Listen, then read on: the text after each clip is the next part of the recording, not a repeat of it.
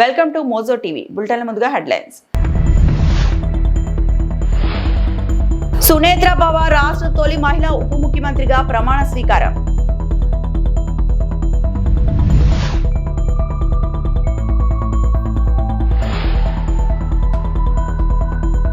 కల్తీ నెయ్యి వ్యవహారాన్ని నడిపించిన వారెవరో తేలాల్సిందే, మంత్రి పయ్యావుల.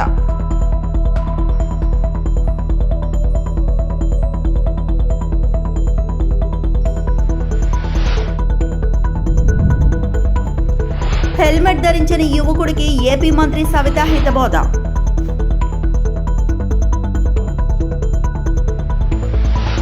మాజీ ఎన్సీపీ నేత అజిత్ పవార్ భార్య సునేత్ర పవార్ రాష్ట్ర చరిత్రలో తొలి మహిళా ఉప ముఖ్యమంత్రిగా ప్రమాణ స్వీకారం చేశారు.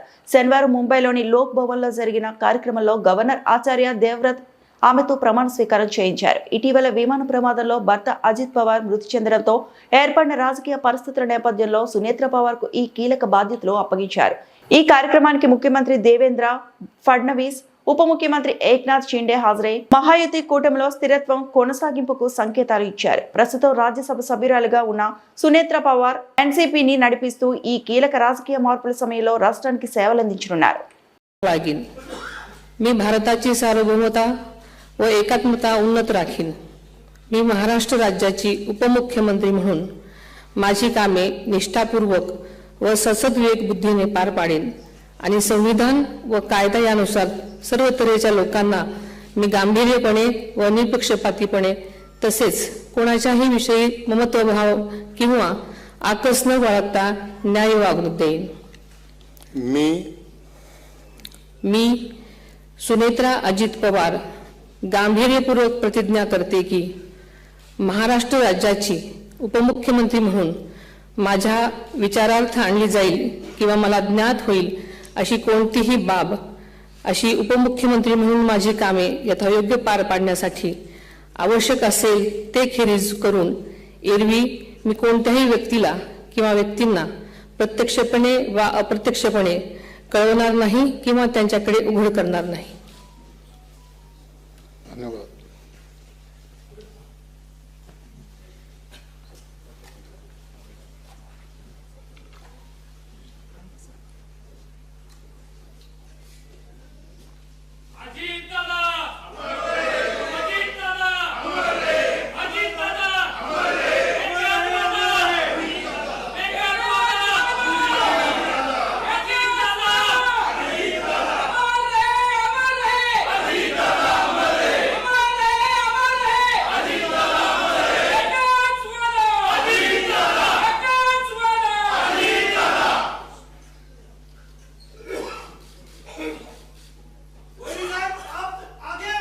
తిరుమల లడ్డు కల్తీ నెయ్యి వ్యవహారంలో వైకాపాకు క్లీన్ చిట్ రాలేదని మంత్రి పయ్యావుల కేశవ్ అన్నారు. క్లీన్ చిట్ అంటూ ఆ పార్టీ చేసుకునేది అసత్య ప్రచారం అని మండిపడ్డారు. ఈ అంశంపై పయ్యావుల మీడియాతో మాట్లాడారు. లడ్డు పవిత్రతను కాపాడేందుకు తెదేపా ప్రభుత్వం అనేక నిబంధనలు ప్రవేశపెట్టింది. వైకాపా ప్రభుత్వం వచ్చాక నిబంధనలు సడలించి కల్తీకి బీజం వేసింది. వైవి సుబ్బారెడ్డి పిఏ చిన్నప్పుడు వచ్చిన డబ్బు ఎవరెవరికి వెళ్ళిందో తేలాల్సి ఉంది. జంతు అవశేషాలు ఉన్నాయని ఎన్డీడీబీ నిర్ధారణ చేసిన అంశమే సీఎం చంద్రబాబు మాట్లాడారు. ఇదే అంశం సిట్ అనుబంధ ఛార్జ్ 35వ పేజీలో స్పష్టంగా ఉంది. ప్రభుత్వం మారిన తర్వాత జగన్మోహన్ రెడ్డి గారి ప్రభుత్వం అధికారంలోకి వచ్చిన తర్వాత ఏర్పాటైనటువంటి కమిటీ మళ్ళీ ఈ నిబంధనలన్నింటినీ సరళీకృతం చేయడం కోసం ఒక కమిటీని వేసుకున్నారు. ఆ కమిటీ ఏం రిపోర్ట్ ఇచ్చింది అంటే 150 కోట్లు టర్నోవర్ ఉంటే చాలు, సంవత్సర అనుభవం ఉంటే చాలు అని ఇంకా అనేక నిబంధనలన్నింటినీ నీరుగార్చేటువంటి ప్రయత్నం చేశారు. ఇక్కడే పునాది పడింది ఈ అక్రమాలన్నింటికీ కూడా. మూలం ఇక్కడే, ఈ దుర్మార్గపు ఆలోచనతోనే పునాది పడింది. ఆ రోజు నుంచే లడ్డూలో కల్తీ మొదలైంది అనడానికి మనకి ఆధారాలు ఉన్నాయి. ఎట్లా అనంటే, ఒకవైపు భక్తుల మనోభావాలు, తిరుపతికి వెళ్ళినటువంటి ప్రతి ఒక్కరూ కూడా అత్యంత ప్రీతిపాత్రంగా చేసేది దేవుడి ప్రసాదమైనటువంటి లడ్డు. నాణ్యత తగ్గింది తగ్గింది తగ్గింది అనేటువంటి చర్చ ఎప్పుడైతే మొదలితే ప్రతిపక్షంలో మేము కూడా ఈ నాణ్యత మీద అనేక సార్లు భక్తులుగానే మాట్లాడాం, రాజకీయ కోణంలో కాదు. ఆ తర్వాత ఇవాళ గవర్నమెంట్లోకి వచ్చిన తర్వాత చూస్తే అప్పుడున్నటువంటి ఈవో ఈ ల్యాబ్కి శాంపుల్స్ని పంపిస్తే వారి ప్రభుత్వంలో ఏర్పాటు చేసినటువంటి కమిటీ నేతృత్వంలో తీసుకున్న నిర్ణయాలలో సప్లై చేసిన నెయ్యిని CFTRI central food technological research institute మైసూరుకు పంపిస్తే వాళ్ళు అందులో కల్తీ జరిగింది అని 2022లోనే తేల్చారు. అది ఏదైతే ఇప్పుడు మనం కెమికల్ గురించి బీసిస్టోస్టెరాల్ గురించి మాట్లాడుతున్నామో, జంతు అవశేషాల గురించి మాట్లాడుతున్నామో అది కూడా ఉంది అనేటువంటిది ఆ రోజున నిర్ధారించింది. ఈ నివేదికని తొక్కిపెట్టారు. 2022లో CFTRI ఇచ్చినటువంటి నివేదికని తొక్కిపెట్టారు. దీని మీద ఎటువంటి చర్యలు తీసుకోలేదు. ఇది నేను చెప్తున్నటువంటి మాట కాదు. ఇవాళ ఏ సిట్ అయితే ఉందో ఆ సిట్ నివేదిక దీన్ని స్పష్టంగా తేల్చి చెప్పింది. హెల్మెట్ ధరించకుండా ద్విచక్ర వాహనం నడుపుతున్న యువకుడికి ఏపీ మంత్రి సవిత హితబోధ చేశారు. శ్రీ సత్యసాయి జిల్లా పెనుకొండలో నిర్వహించిన 37వ రహదారి భద్రతా వారోత్సవాల్లో మంత్రి పాల్గొన్నారు. సోమందేపల్లికి చెందిన సాయి అనే యువకుడు హెల్మెట్ ధరించకుండా బైక్ నడుపుతున్నాడంటూ మంత్రి సవిత నేరుగా అతడి తల్లికి ఫోన్ చేసి మాట్లాడారు. 2.5 లక్షలతో ఆ బైక్ కొనుగోలు చేసినట్లు యువకుడి తల్లి చెప్పారు. వాహనం కొనివ్వగానే బాధ్యత తీరిపోదని, పిల్లలకు హెల్మెట్ ధరించడం అలవాటు చేయాల్సిన బాధ్యత తల్లిదండ్రులదేనని ఆమెకు మంత్రి సూచించారు. 2.5 లక్షలు పెట్టి బైక్ కొనిచ్చినావు, చాలా సంతోషం. మరి కష్టపడి బైక్ కొనిచ్చినావు, మీ అబ్బాయి ఏమో హెల్మెట్ పెట్టుకోకుండా బండి తోలుతా ఉన్నాడు. ఏం చేద్దామంటావు? అవునమ్మా, ఓకే, బండి ఏమో కొనిచ్చావు తల్లి. నీ కొడుకు భవిష్యత్తు బాగుండాలి, నీ కొడుకు గౌరవంగా ఉండాలని బండి కొనిచ్చావు. బండి బయటికి తీసేటప్పుడు నీ కొడుకు హెల్మెట్ పెట్టుకొని బయటకు వచ్చే బాధ్యత నీదే. నీ కొడుకు ఆరోగ్యం కోసం చెప్తున్నాం. ఓకే, ఇప్పుడు నువ్వు చెప్పావు కాబట్టి బండి పంపిస్తాం, కొత్త బండి. మళ్ళీ నీ కొడుకు ఎక్కడ హెల్మెట్ పెట్టుకోకుండా బండి తోలితే బండి ఇంటికి రాదు. ఇప్పుడు మేమే హెల్మెట్ పెట్టి పంపిస్తాం మీ అబ్బాయికి. ఓకేనా? ఓకే, ఏం సారీ వద్దు, జాగ్రత్త. ఓకే అమ్మా, థ్యాంక్ యూ.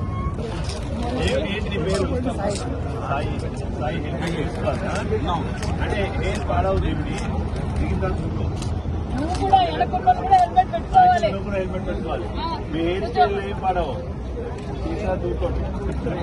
మనం బాగుంటే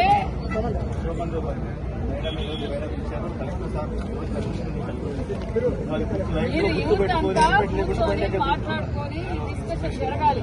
మీ ఫ్రెండ్స్ కూడా చెప్పాలి, మా కోసం కాదు ఇది, మీకోసం. మీ తల్లిదండ్రులు కష్టపడి బండి కొనిచ్చారు, మీరు బాగుండాలని. మీ సేఫ్టీ కోసమే. అనకాపల్లి జిల్లా నర్సీపట్నం టీడీపీ అధినేత చంద్రబాబు నాయుడుపై అనుచిత వ్యాఖ్యలు చేసిన మాజీ మంత్రి వైసీపీ నాయకుడు అంబటి రాంబాబుకు నిరసనగా నర్సీపట్నంలో టీడీపీ శ్రేణులు ఆందోళన చేపట్టారు. టీడీపీ రాష్ట్ర ప్రధాన కార్యదర్శి చింతకాయల విజయ్ ఆదేశాల మేరకు కౌన్సిలర్ ధర్మిరెడ్డి మధు ఆధ్వర్యంలో 24వ వార్డు తునివెళ్లే ప్రధాన రహదారిపై అంబటి రాంబాబు దిష్టిబొమ్మను చెప్పుల దొండలతో తిప్పి అనంతరం దహనం చేశారు. ఈ సందర్భంగా కౌన్సిలర్ మధు మాట్లాడుతూ 45 ఏళ్ల రాజకీయ అనుభవం ఉన్న చంద్రబాబు నాయుడుపై అభ్యంతరకర వ్యాఖ్యలు చేయడం సిగ్గుచేటని అన్నారు. వైసీపీ నాయకులు నోటిని అదుపులో పెట్టుకోకపోతే ప్రజలే తగిన బుద్ధి చెప్తారని హెచ్చరించారు.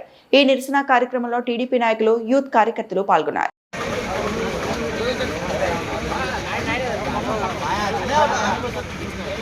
అదే సెంటర్ పెట్టేసి మీరు రౌండ్ కట్టండి.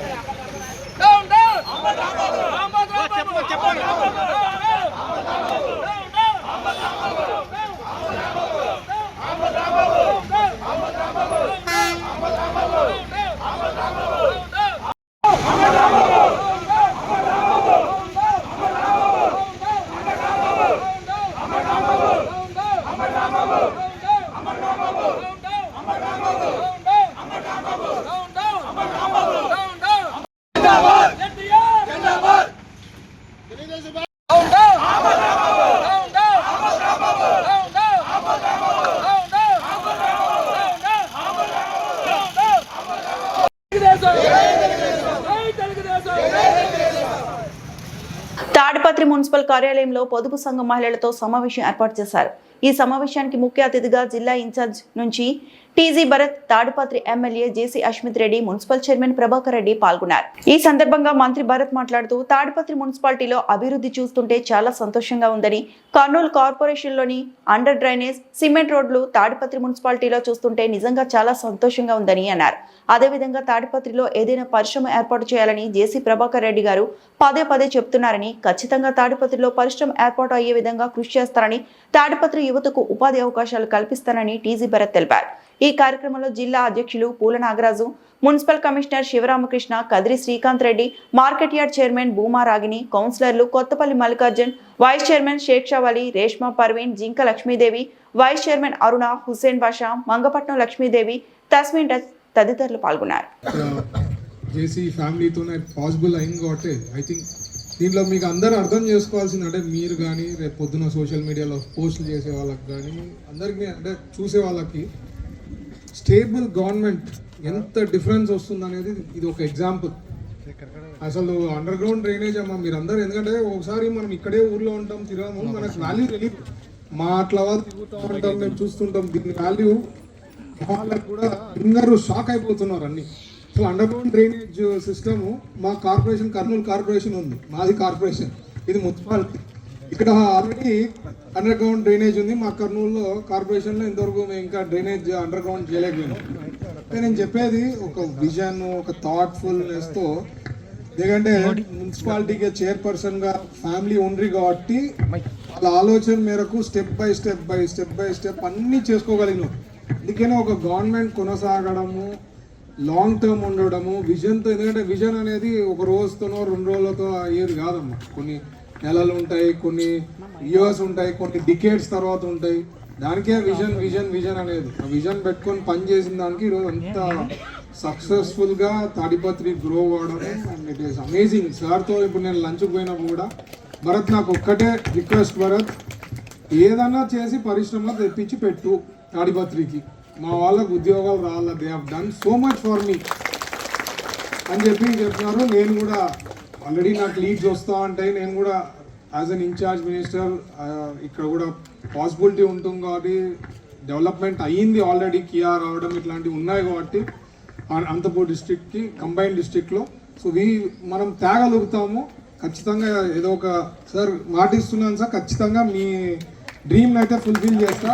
ఏదో ఒక ప్రాజెక్టు నాకు వచ్చే నా లీడ్స్లో పుష్ చేసి కన్విన్స్ చేసి, ఎందుకంటే టు ది ఎక్స్టెంట్ సార్ ఏం చెప్పారంటే నేను ఫ్రీగా కూడా ఇప్పిస్తా భరత్ ల్యాండ్కి, ఇక్కడ కావాలంటే ల్యాండ్ది అని చెప్పడం జరిగింది. So it's a great thing. And councillors గురించి కూడా చెప్తా ఉండ్రి. సో సర్ప్రైజ్ అమ్మ, నిజంగా మీకు హ్యాట్స్ ఆఫ్.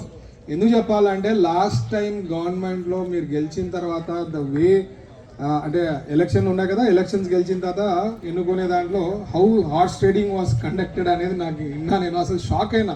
ఒక్కొక్కరికి 2 కోట్లు 3 కోట్లు ఆఫర్లు ఇచ్చినా కూడా కదలకుండా, ఏం సార్ మీరు ఏం మాయ చేశారు, ఏం చెప్పారు, ఏం లేదు భరత్, నా మీద నమ్మకం, మా ఫ్యామిలీ పైన నమ్మకంతో తప్ప నేను వాళ్ళకి గైడెన్స్. కొమరం భీం ఆసిఫాబాద్ జిల్లా దహేగం మండలం రాళ్లగూడలో నిరుపేద మహిళ ఆత్మకూరు కళావతి హత్య ఘటనపై శనివారం రోజున కాంగ్రెస్ పార్టీ ఐఎన్టీయూసీ జిల్లా అధ్యక్షుడు అల్లూరి లోకేష్ తీవ్ర ఆగ్రహం వ్యక్తం చేశారు.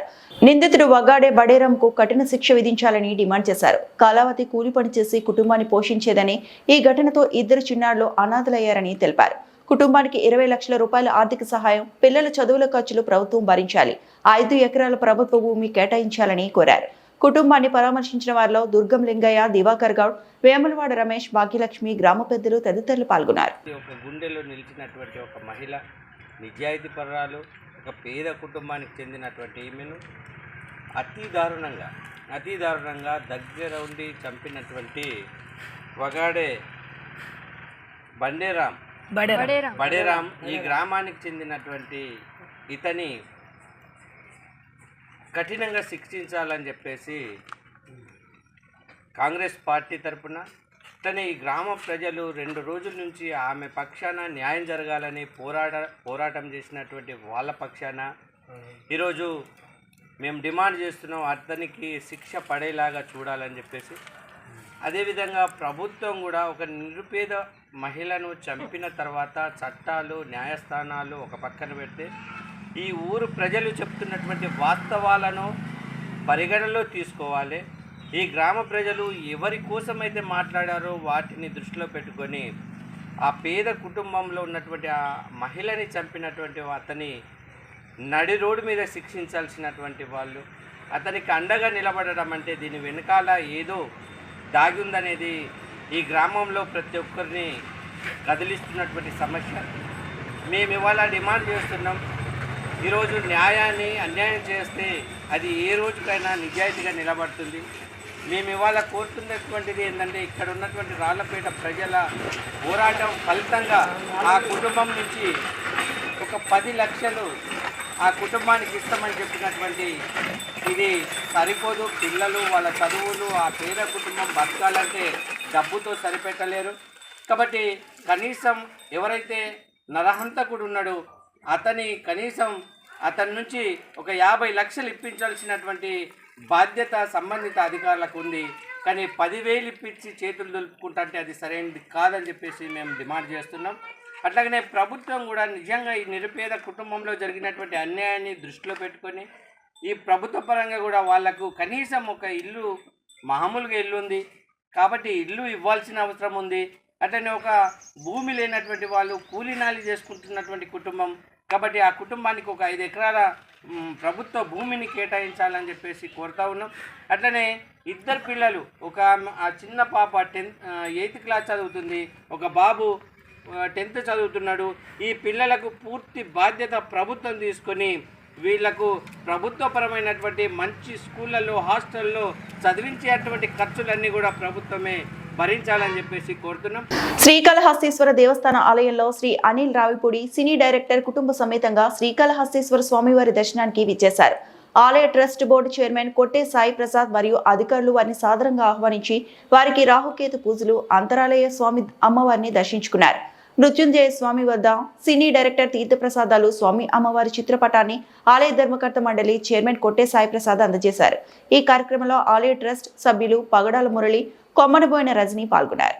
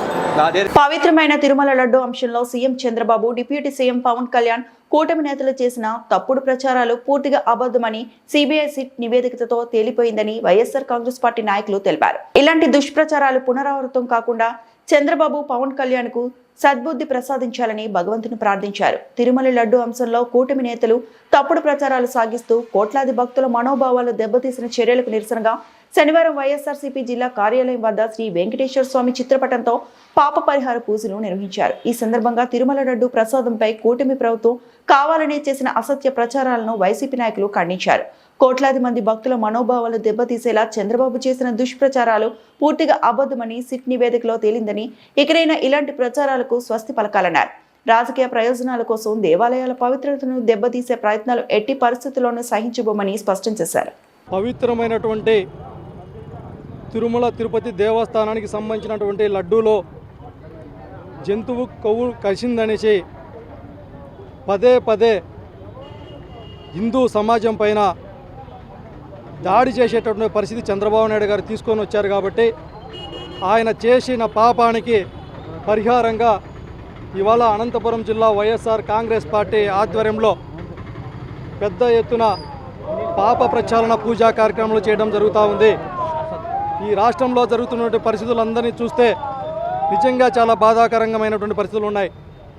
ఎందుకంటే పదే పదే ఒక పక్క సుప్రీంకోర్టు కావచ్చు, తాను తన హయాంలో చంద్రబాబు నాయుడు గారు వేసినటువంటి సిట్ కావచ్చు, సాక్షాత్తు సిబిఐ కావచ్చు, ప్రసాదంలో ఎటువంటి జంతు కొవ్వు కలవలేదు అనేటటువంటి చెప్పినప్పటికీ కనీసం అబద్ధాలు చెప్పామే, మోసం చేశామే, హిందూ సాంప్రదాయాలని మంట కలిపినామే అనేటటువంటి పరిస్థితులు కలుకోకుండా మరొక్కసారి గడక ప్రజలను మభ్యపెట్టేటువంటి ప్రయత్నాలు ఈ రాష్ట్రంలో చంద్రబాబు నాయుడు గారు, పవన్ కళ్యాణ్ గారు చేస్తూ ఉన్నారు. చంద్రబాబు నాయుడు గారి పీరియడ్లోనే ఆరోపణలు చేశారు. ఆయన హయాంలోనే బోలేబాబా సంస్థకి పర్మిషన్లు ఇచ్చారు. ఆయన హయాంలోనే సిట్ ఏర్పాటు చేశారు. ఆయన హయాంలోనే శాంపుల్స్ సేకరించారు. మరి ఇవాళ అడుగుతూ ఉన్నాం మేము సూటిగా, ఇంత మోసమా చంద్రబాబు నాయుడు గారు? మీరు మీ స్వలాభం కోసం, మీ రాజకీయాల కోసం, మీ కుట్రపూరితమైన రాజకీయాల కోసం జగన్మోహన్ రెడ్డి గారి పైన అభాండాలు వేస్తారని తెలిసినటువంటి విషయమే. కాకపోతే ఇవాళ తెలుగు రాష్ట్రాల్లోనే కాదు, ప్రపంచవ్యాప్తంగా కోట్ల మంది భక్తులు విశ్వాసంగా ఉన్నటువంటి తిరుమల తిరుపతి దేవస్థానాన్ని కూడా అపహాస్యం చేసేటటువంటి విధంగా, సనాతన ధర్మాన్ని అవహేళన చేసేటటువంటి విధంగా మీ యొక్క కార్యాచరణ, మీ యొక్క రాజకీయ లబ్ధి కోసం ఇవాళ రోడ్డు మీదకి దేవుని తీసుకుని వచ్చినటువంటి నీచ సంస్కృతిని ఇవాళ ఈ రాష్ట్రంలో చూస్తూ ఉన్నాం. అందుకే ఈ సందర్భంగా ఈ రాష్ట్రంలోనే కాదు, ప్రపంచవ్యాప్తంగా ఉన్నటువంటి సనాతన ధర్మాన్ని కాపాడేటటువంటి మఠాధిపతులు కావచ్చు, పీఠాధిపతులను కావచ్చు, హిందూ భక్తులను కావచ్చు, మీరందరూ ఏకతాటిపైన నిలబడి ఈ చంద్రబాబు నాయుడు చేసేటువంటి కుట్రలను తిప్పికొట్టకపోతే, తిరుగుబాటు చేయకపోతే మన ధర్మాన్ని మనం కాపాడుకోవాల్సినటువంటి పరిస్థితుల్లో మనం లేము అనేసి ఇటువంటి ఎమర్జెన్సీ పరిస్థితులు ఈ రాష్ట్రంలో ఉన్నాయి. కాబట్టి మరొకసారి కూడా హిందూ భక్తులు, కోట్ల మంది హిందూ భక్తులకు కూడా మేము తెలియజేస్తూ ఉన్నాం, చంద్రబాబు నాయుడు యొక్క మోసాలని మనం తిప్పికొట్టకపోతే మన ఉనికికే ప్రమాదం ఏర్పడేటటువంటి పరిస్థితులు ఉన్నాయి. అందుకే ఈ సందర్భంగా వైఎస్ఆర్ కాంగ్రెస్ పార్టీ ఆధ్వర్యంలో జగన్మోహన్ రెడ్డి గారి నాయకత్వంలో హిందూ సాంప్రదాయాలను కాపాడుకోవడం కోసం, సనాతన ధర్మాన్ని కాపాడుకోవడం కోసం ఉవ్వెత్తున రాష్ట్ర వ్యాప్తంగా మా యొక్క కార్యాచరణ ఉంటుంది. ప్రజలను ఇక్కడికి వివరిస్తా ఉన్నాం. ఇప్పటికే ప్రజలకు అర్థమైపోయింది, చంద్రబాబు పచ్చి మోసగారే. పవన్ కళ్యాణ్ గారు ఆవేశంతో ఊగిపోతాడు తప్ప ప్రశ్నిస్తా అని చెప్పి ఏది చేయలేనటువంటి పరిస్థితి. అందుకే ప్రజలందరికీ అర్థమైంది. కాబట్టి మరొకసారి కూడా తెలియజేస్తా ఉన్నాం, హిందూ భక్తులు మోసపోవద్దనేసి తెలియజేస్తా ఉన్నాం. ఈ వార్తలు ఇంతటితో సమాప్తం.